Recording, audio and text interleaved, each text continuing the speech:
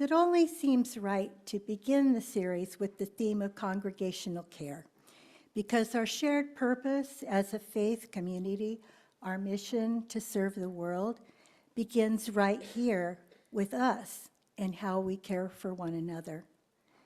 It begins right here in the way we care for the well-being of those we encounter on Sunday mornings and throughout the week. It begins right here in the many ways we nurture a culture of care. Let us enter into a time of worship by lighting the flaming chalice, symbol of our Unitarian Universalist faith, with the poetry of Norman V. Naylor. You'll hear those words again when the choir sings. Today, our chalice is lit by David Bockoven. He's been worship associate many times, but has never lit the chalice. This is a place of grace, of losing and finding the way upon the winding road, meeting and parting, stumbling and starting over. Every journey is sacred, here even yours. Bring your pain and sorrow and joy. There's a place for them upon the altar of life. Be open to forgiveness and transformation. Come on in. You are welcome here. Thank you so much, Ryan. Good Sunday morning, everyone. I am the Reverend Jen Youngsun Rue. I use the pronouns she and her, and today I'm wearing a long black dress with my rainbow stole. I'd like to first start off with some sadness in my heart to light the candle of life.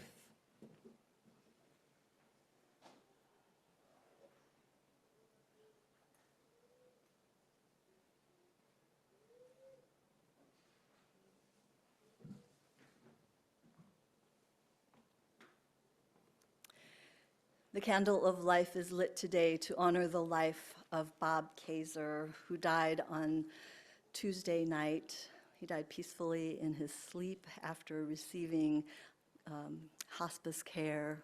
Bob was a longtime member of this congregation, and his love for the church can literally be seen in the beams, in the walls, in the floors. His generosity will be remembered for a very long time, and we will think of him often with affection. We'll let you know if the family is planning a memorial service. I know that many of you reached out to Bob and to his wife Margaret during, especially during his hospice care when he was no longer able to come to the church. I want to thank you so much for your loving care of him and his family. You know, there are also a few congregants who have taken on the sacred work of congregational care in a more ongoing and dedicated way. And this morning, I'd like to recognize them, beginning with our pastoral care team. Now, this team is here for any one of you who would find it helpful to talk with someone outside the circle of your family or your friends, someone who has been trained to listen with patience and curiosity and without judgment. Their photos are on the wall back there near our Joys and Sorrows table. And right now, I would like them, if they're here, to rise and be recognized. Daniel Blades, Emmett Band, Molly Mae Culligan, I know is not here. She's visiting family in Montana. Sally DeCoo, Leslie Rex, Susan Werner. Thank you so much. I also want to, you may be seated. I also want to recognize the Reverend Dennis Reynolds and our ministerial intern, Ember, also offering pastoral care. There is one more person on this team, and she's taking on a very special role during the sabbatical period. So, beginning tomorrow, Suzanne Reynolds will be our sabbatical care coordinator. If you have any pastoral care concerns that you'd usually call me about, Suzanne will be the one to respond. And she asks that you please use her church email, not her personal one, because it'll get lost in all of her stuff. So if you did not receive one of these sabbatical brochures, inside is a handy-dandy sheet called Who to Contact During the Sabbatical, and Suzanne's email, official church email, is in there, along with lots of other information. So make sure you get one of these. Finally, I want to let you know about a new volunteer position which came out of our visioning process. Linda Krennicke will serve now as our volunteer coordinator. Thank you so much for saying yes to that. Over the course of this coming church year, Linda is going to help us to shape this role, hopefully into a paid position. And we're hoping that we might all be able to fund this position in next year's budget cycle. Thank you for every little, medium-sized, and big thing that you do to help care for one another. Here is a time set for you. Here is a time to sink into the earth, a time to rise toward the blue sky above, a time to open and stretch wide like the ocean, a time to dwell with your deep self. As we move into our ritual of joys and sorrows, I invite you to consider this question.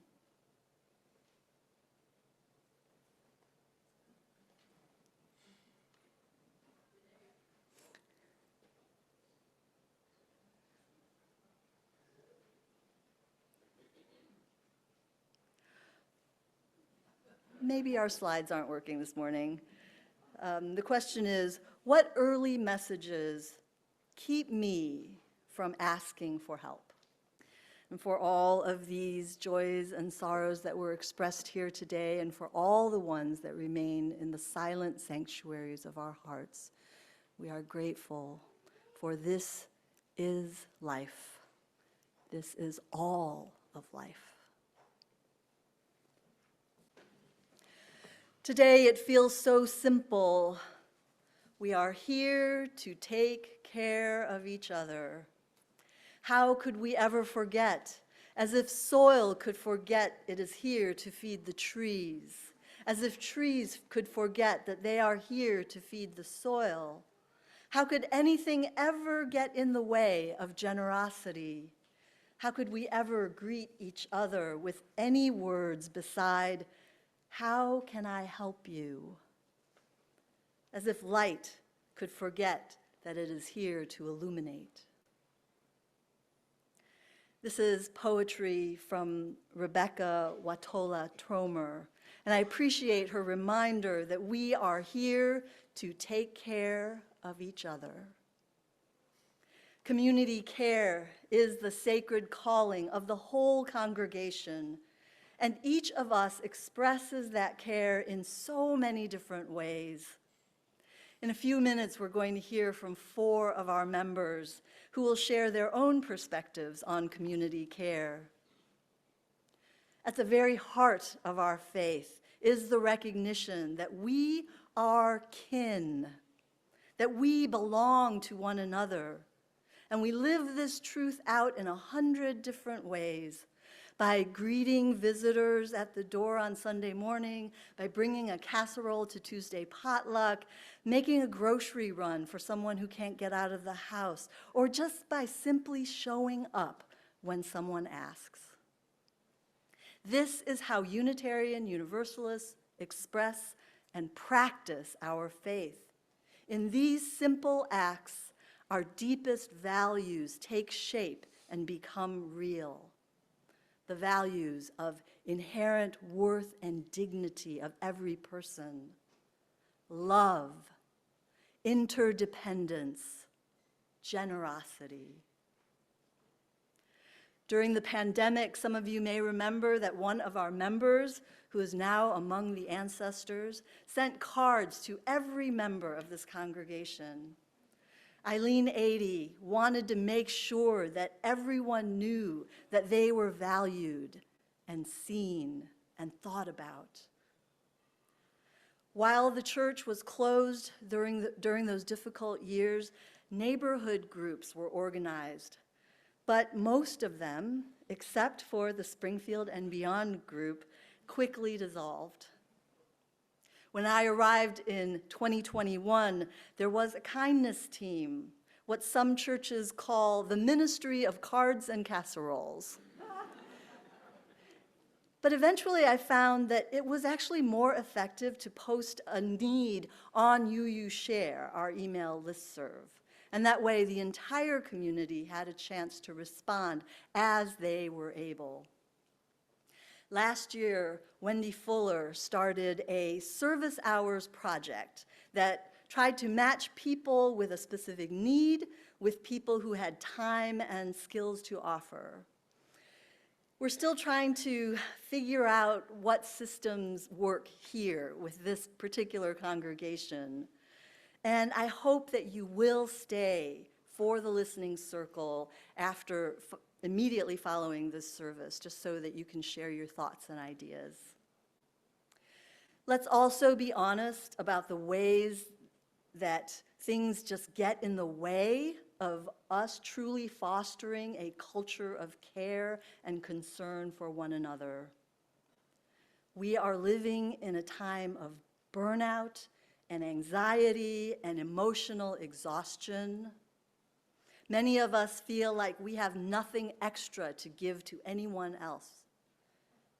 Some of us are carrying long-held stories that make it hard to even ask for help. Now, most of us are shaped by a culture and an economic system that measures people by their ability to make it on their own, right? And while this congregation is a very welcoming and friendly place, we sometimes unwittingly create an atmosphere that makes it hard for newcomers to find a way in.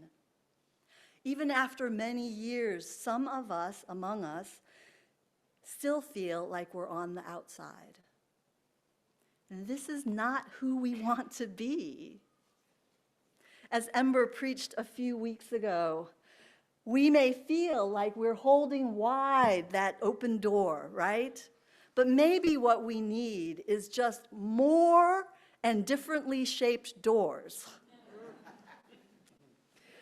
What we're reaching for here is something deeper, a culture of care that is woven into the very being of who we are as UUCE. A culture where every person knows that they belong here, they are seen here. A culture that includes practical mutual aid, neighborhood care circles, meals when someone is ill, rides to church, and also sacred spaces for grieving.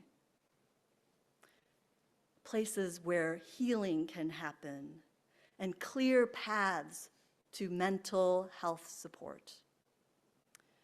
Now, I don't mean that you should extend care to another person to the detriment of your own capacity or your own safety.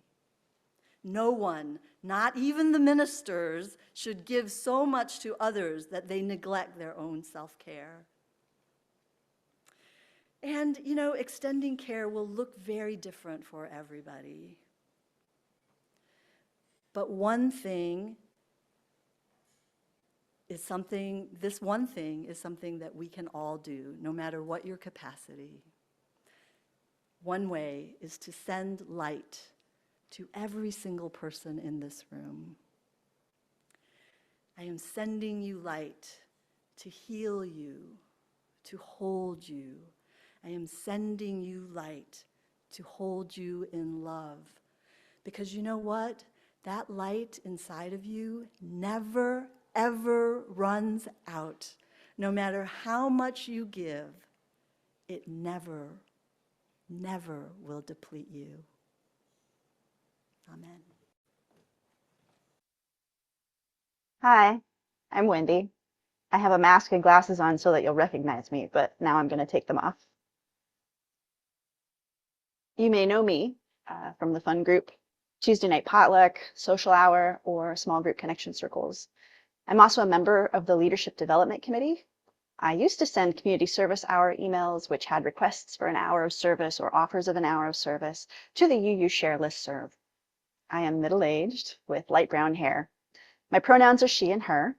And I'm sorry that I can't be in person today, but I'm biking the 20-mile community ride at the 26th annual Blackberry Bramble. I'm going to talk a little bit about my concept of community. I grew up with my grandparents who lived through the Great Depression. My great-grandmother said the bank stole the Kansas farm after her husband died, which forced her to move her 6 children to Klamath Falls. The ethos of my grandparents' culture was to give a cup of sugar to the neighbor when asked, but also to go to the neighbors to get a cup of sugar when needed.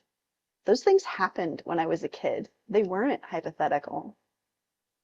In high school, I was legally adopted by a friend's family. I saw that my adoptive parents volunteered for lots of things as part of their normal busy schedules. Being a member of a community means agreeing to participate in reciprocity. It means being of service when you can, but it also means asking for help instead of doing everything on your own. Many hands make light work, as they say. I have a broad definition for service. Anything that contributes to the common good is being of service. I belong to a 12-step group in which one of the principles is rotation of service. This means that roles are identified with clear tasks to perform, and everyone has an opportunity to serve for a limited time, while no one is responsible for everything. In my adult life, I have followed my adopted parents' example and made participating in the role of service a part of my normal busy schedule. My main hobby is to be of service by organizing ways for people to get together in person. There have been news articles for years about how being of service brings a sense of fulfillment, purpose, and self-esteem. I have also read how studies show that acquaintances can become friendships when people must accomplish a task together. This has also been my experience, but it takes time and effort. It might be slow. If you're looking for a way to belong, to become part of our community, I suggest finding little ways to participate. Bring a snack for social hour. Spend 15 minutes spraying plates after a church gathering. Collect hymnals after today's service. Meet newcomers in the welcome room. Thank you for letting me share with you, and thank you for your service. My name is Tim Vigneault. I'm tallish, pushing 70. I have short gray hair, and I use the pronouns he and him. Dozens of caring events happen daily in our congregation. This is just my little story. Thanks to Wendy and our great idea for community service sharing, I started offering my handy person and technology skills. At that time, the term community care was not yet part of our visioning vernacular, nor in my vocabulary. I simply had some skills and extra time and thought I could help in some little way. One of the first things I noticed when fix-it requests or inquiries came to me was that the person almost apologized for needing help or for asking for help. I assured them that I was glad to help. Over this past year, I've cleaned up a yard from the ice storm, helped a person fill out an online hospital form, installed an air conditioner, figured out desired iPhone settings, set up Wi-Fi, PC, and cable TV devices, painted, mowed, hung fairy lights, and weed whacked. No task ever took more than 3 hours. Most took much less, but I felt good every time because something was fixed. But as times passed, I started to recognize that it was something more than simply fixing a thing. They also began to see and appreciate the diversity of our wonderful congregation, especially in the area of physical abilities. Yes, my small efforts helped fix a certain thing, but I was feeling more and more that the human connection was just as important. I'll end with this beautiful quote directly from our visioning document. We are committed to interdependence and mutual care. We are interconnected and called upon to support each other. When we invest in one another's lives, we reflect the divine reality of mutuality and create a community that uplifts and sustains all. Take care of yourself, and if you can, someone else too.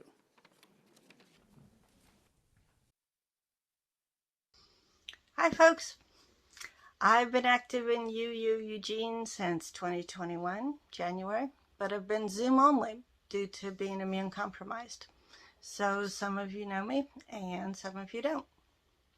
I was asked to talk a little about my experience at the church. I'm very involved in church Zoom groups, participating and leading in SGCCs, Masked Vespers, Sacred Reading Group, Garden Group, LGBTQ group, all kinds of workshops and classes.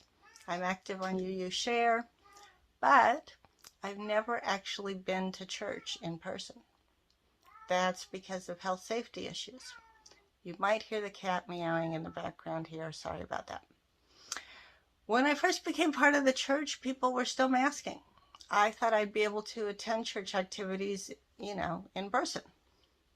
But then people stopped requiring masks at church, even though the pandemic continues to harm our community.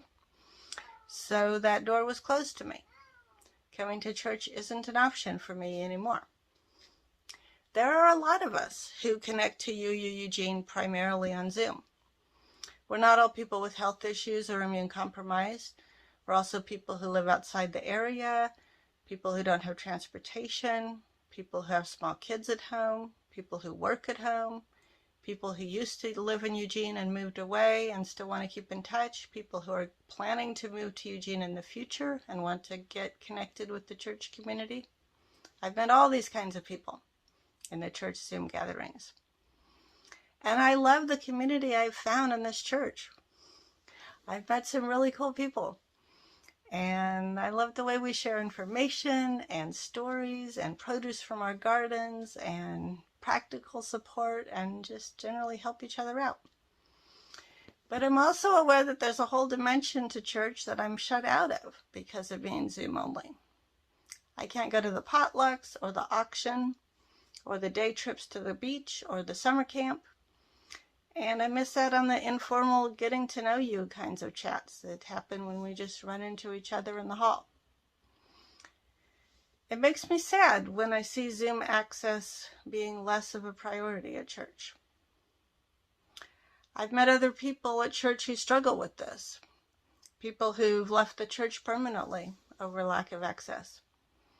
And other people who go ahead and attend church functions even when they know it's not safe for them because they don't want to be left out. It's hard to make everything open to everybody. I treasure this community because we try. We continually try to improve our inclusion and our welcoming. We push against the current social mood and try to build something better. I'd love to see the church renew its commitment to making everything accessible on Zoom. And maybe we could even have some guidelines to show people when it's a good idea to wear a mask to church to protect each other. I'd be happy to help with that. So that's it from me. Thanks.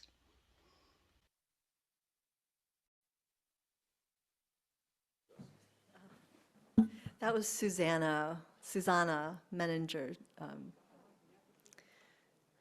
And our final speaker is Judy Shaw.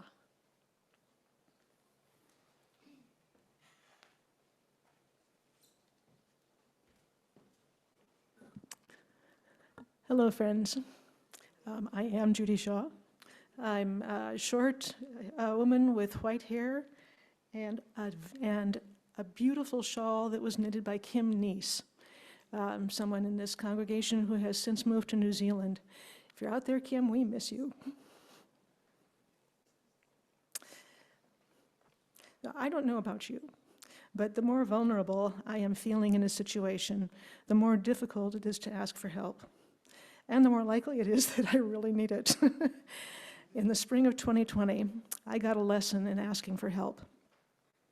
My youngest child, Joe, was having serious health problems while at university and came home just as COVID closed everything down. A few weeks later, he landed in the hospital, the scariest place I could think of at that time, and also where he needed to be. Staying with him or visiting were not options. I was terrified as I've ever been. I had just returned from dropping off Joe when our ministerial intern at the time, Sarah, happened to call and got a pretty teary earful from me. Another call followed, this time from Rev Lowe, our previous minister, who told me quite firmly that my family and I did not need to go through this without support. Immediately, I thought, are you telling me we're not strong enough to handle this? This is not our first rodeo. You know people who would be glad to support you, she said. They have plenty to deal with already, I thought, especially now with COVID circulating. What would you ask for? And there it was. I'd have to ask. Someone other than the minister, who at least is used to being asked for help. But no single human can carry the needs of a whole congregation. This was, for me, a deer in the headlights moment. Even after 20 years in this community that I love, I really struggled.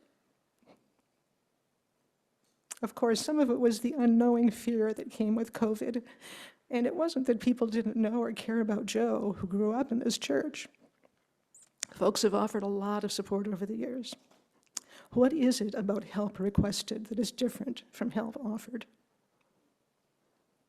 Rev Lowe wanted to know if I was going to do this, and when. Still feeling ill at ease and presumptuous, I agreed. So I asked a few folks, and I felt so awkward. I had decided to explain what was happening to Joe, to acknowledge that I really didn't know what to ask for. But beautiful music or an image, if they wanted to share one, would be welcome. In truth, just asking helped me breathe easier. It was a long 2 weeks waiting for Joe's discharge, but the comforting messages I received helped calm me each time I looked at them. You might have noticed that this story of learning to ask for help is a story in progress, as is any kind of growth. My hope is that everyone in this room will join me in taking their own steps, whether it's asking for or offering help, towards creating a community here at UUCE that uplifts and sustains us all. Thank you.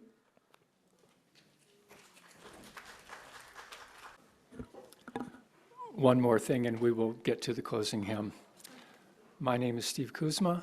I use he, him pronouns, and I serve our congregation as your president of your board of trustees. You've all probably heard that Rev Jen is taking a sabbatical.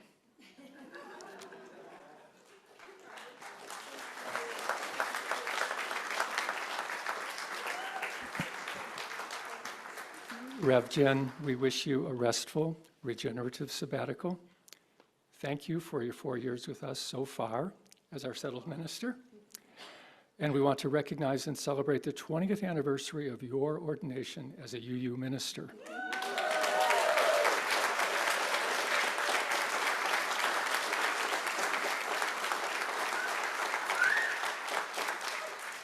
So we have cake. Rev Jen, we are grateful for your ministry. We wish you well in the coming months and look forward to your return in January.